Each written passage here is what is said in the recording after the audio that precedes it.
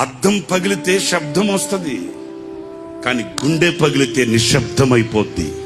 వేదన కలిగితే, బాధ కలిగితే మనసులో ఉన్న మనుషులకు చెప్పుకోగలుగుతాం, కానీ మనసులో ఉన్న మనుషులే గాయాన్ని రేపితే ఇంకెవరికి చెప్పుకుంటామండి? అంటున్నారా నేను చెప్పే మాట? వేదన కలిగితే, బాధ కలిగితే మనసులో కొందరు ఉంటారండి, వాళ్ళతో చెప్పుకుంటామండి.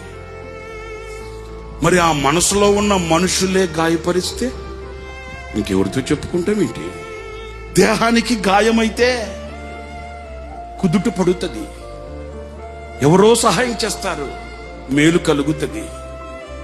మరి గుండెకే గాయమైతే గుండె గాయాన్ని చూడగలిగిన వాడు ఎవడున్నాడండి? ఆ గుండెకు కలిగిన గాయమే ఒక గేయం.